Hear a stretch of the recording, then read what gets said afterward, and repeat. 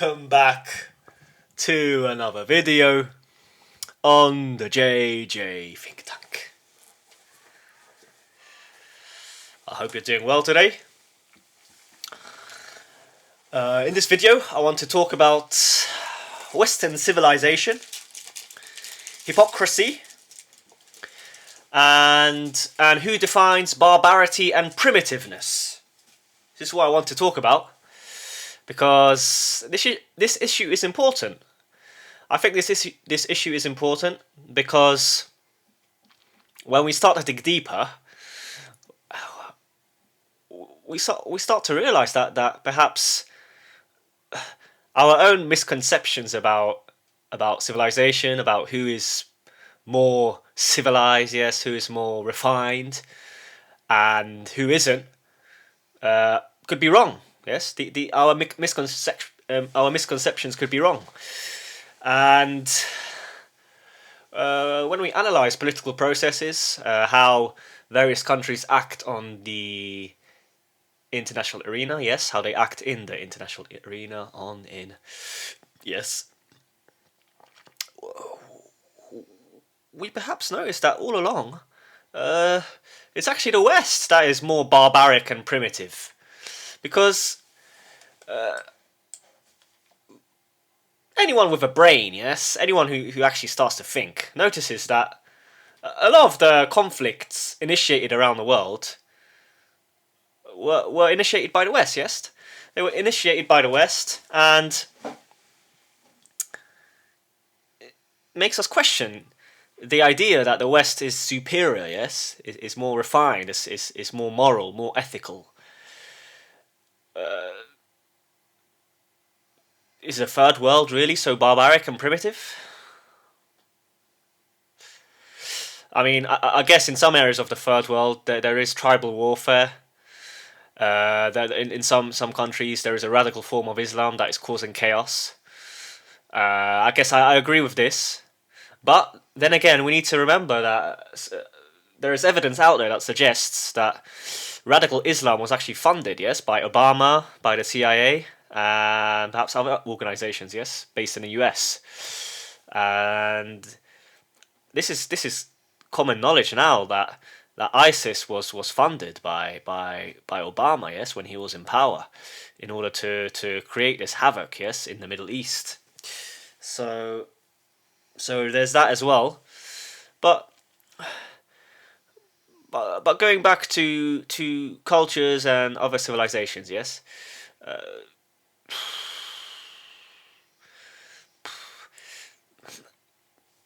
they're primitive in the sense that they are still perhaps tied to the land, yes, they still lead an agricultural lifestyle, yes.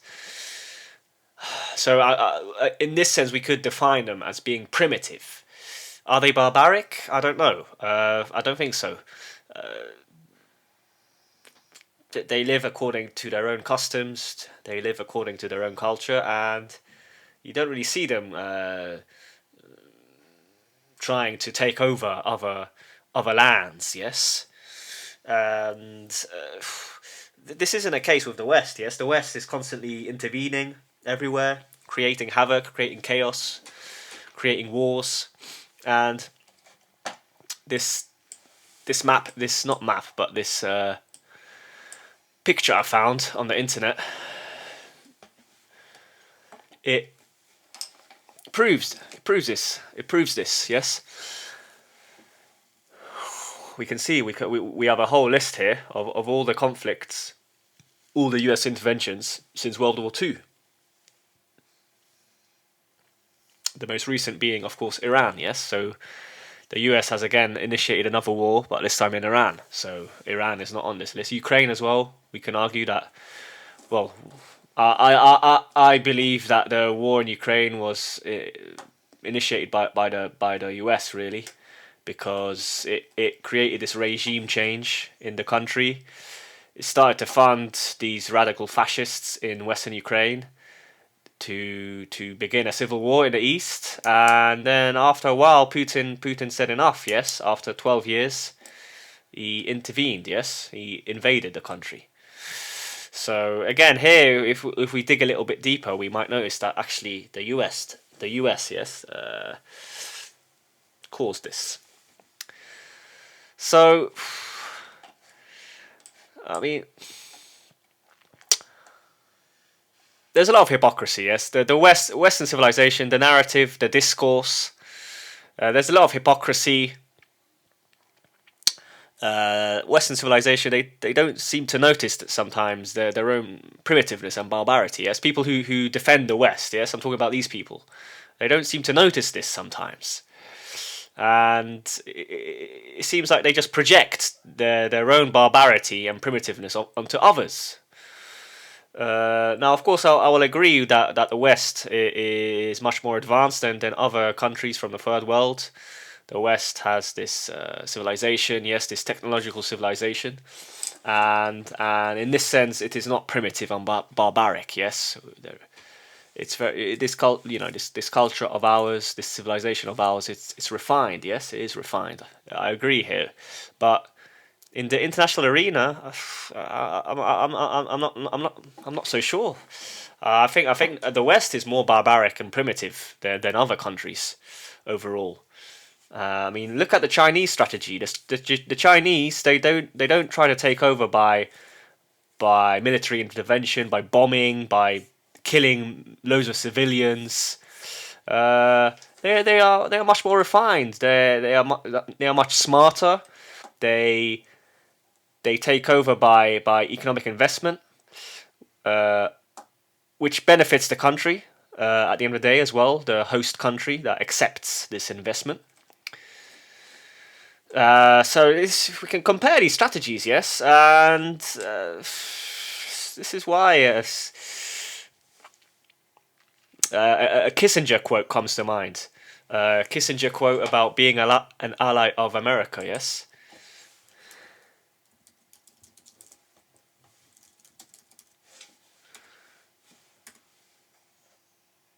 About being friends with the US. There's this famous quote by him. It may be dangerous to be America's enemy, but to be America's friend is fatal. Uh, and this is well, a scary quote really for those countries who are totally dependent on America. Yes, because America treats her allies as pawns, yes, to be used on the chessboard and to be disposed of, whereas other major powers don't act in this way. Yes, yes, okay, perhaps they start to take over in an economic sense, like China.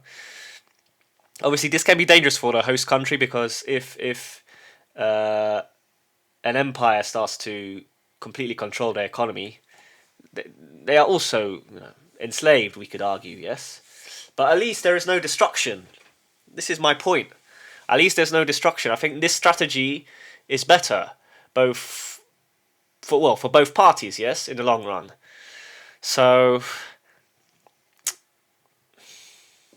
this is my view, really.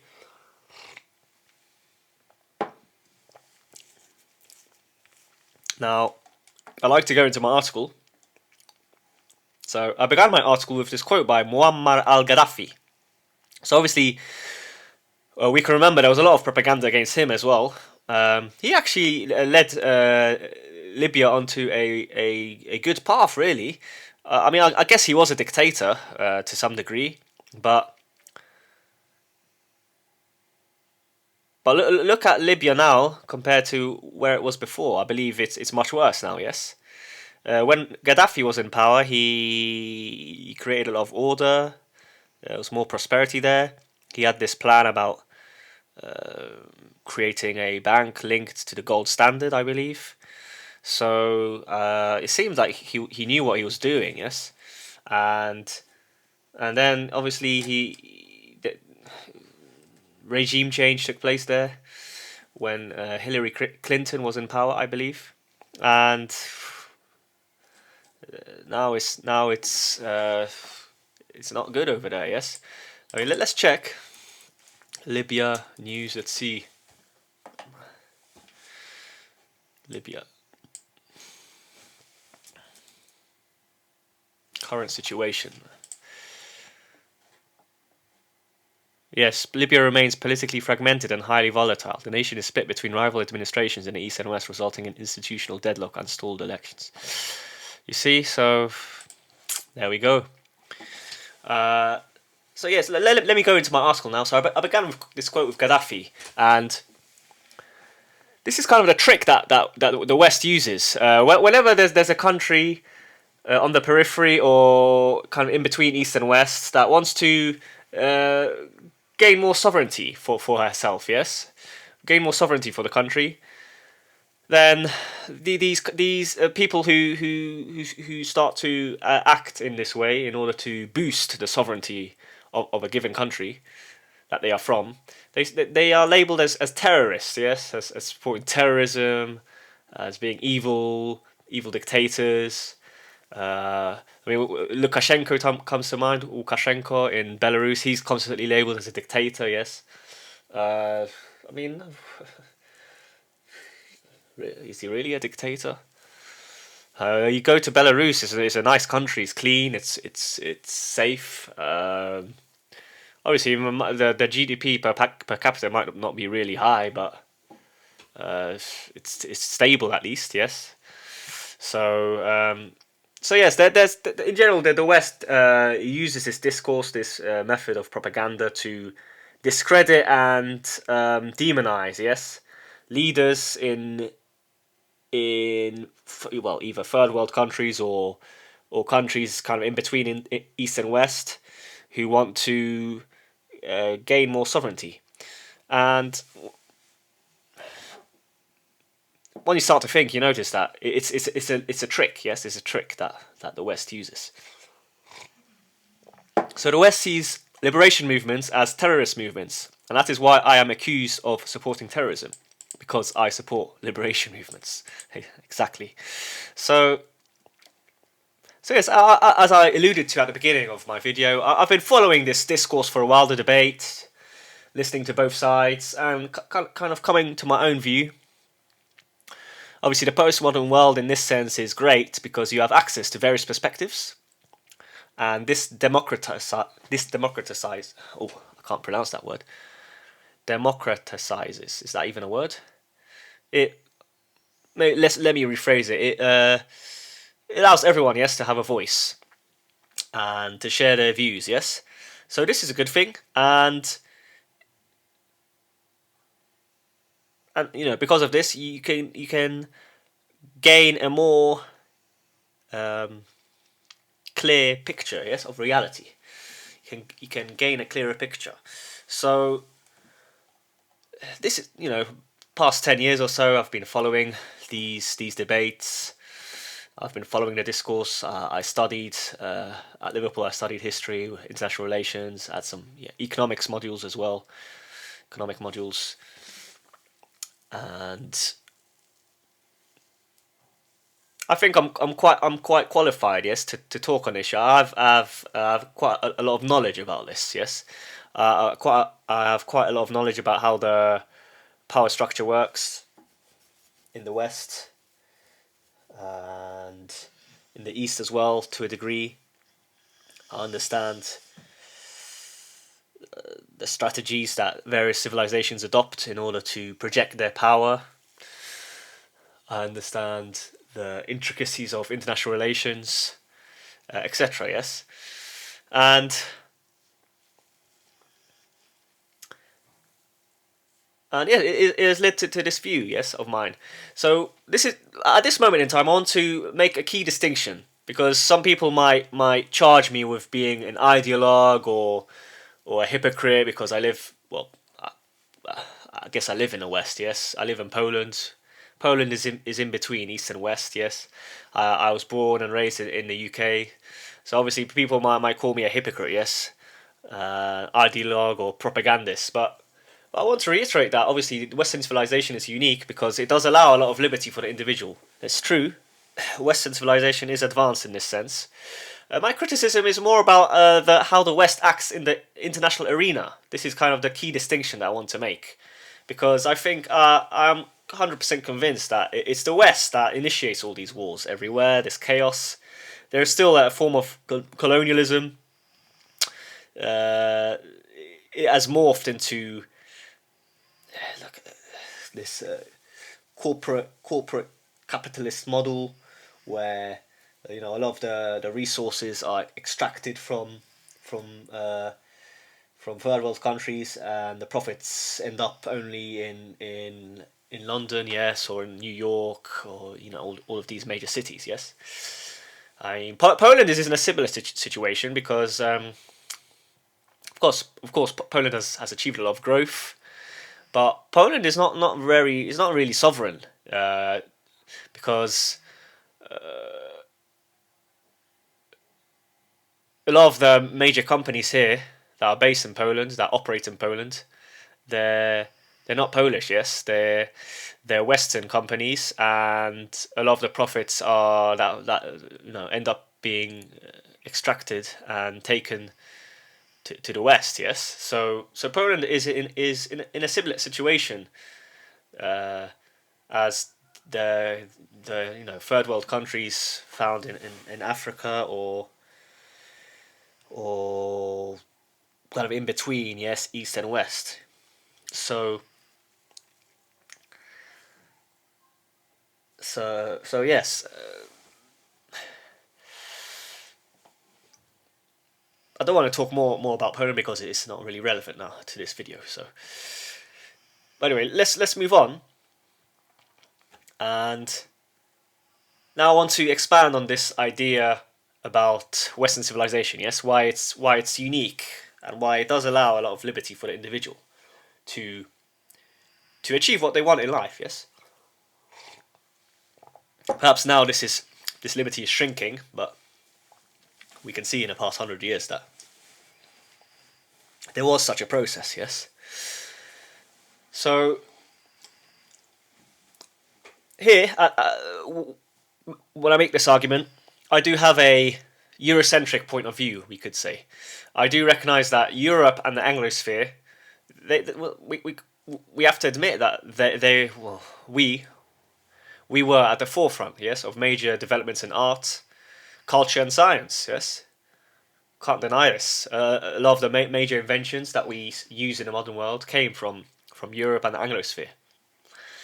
And obviously, I consider myself to be a European in many respects. Thinkers from Europe, from the Anglosphere and Russia, because Russia is kind of European to a degree, have impacted me the most in my intellectual development and maturity. So I have a Eurocentric point of view regarding recent history. But obviously,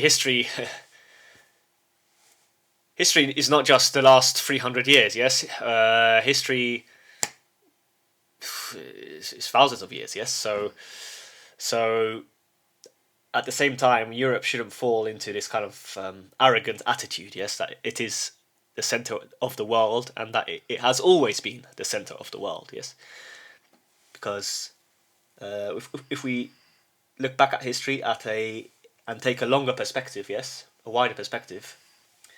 The center of the world was usually in Asia, yes, in the East, and this is what Peter Frankopan argues in his book, the Silk Roads. It's a great book. So I've got this book here. It's a great book. I recommend everyone to read it, and I think he's quite accurate. I think he's right. I mean, a few other thinkers have confirmed this view. For example, Sam Vaknin.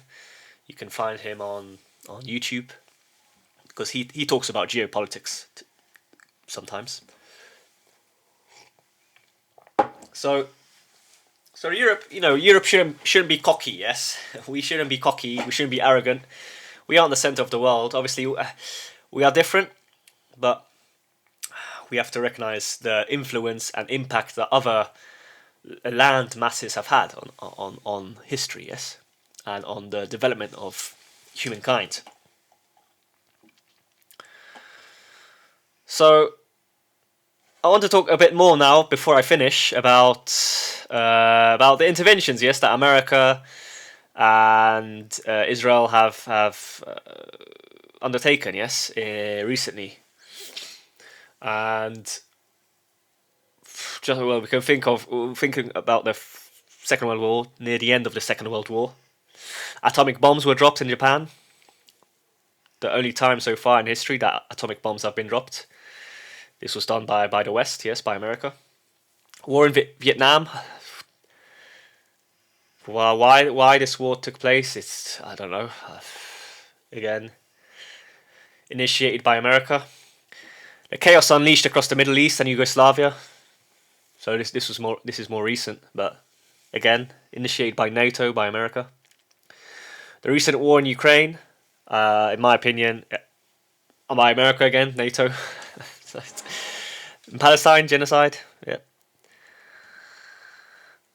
By the West, yes, in Israel. Now in Iran as well, the same process. America is initiating, has initiated, yes, this conflict. So this makes us question the assumption that the West is superior morally, intellectually. It's not barbaric. It's not primitive. I mean, these actions are primitive. They're barbaric. Let's call a spade a spade. These are primitive actions. These are actions of a Neanderthalian, of a primitive Neanderthalian. And yeah, this is this is the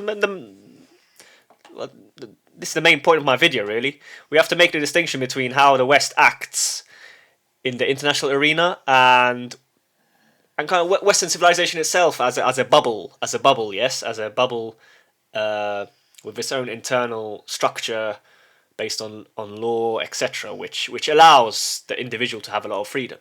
So obviously, I support the kind of the bubble of Western civilization. I think it's brilliant because it gives a lot of freedom. And recent history confirms this, yes.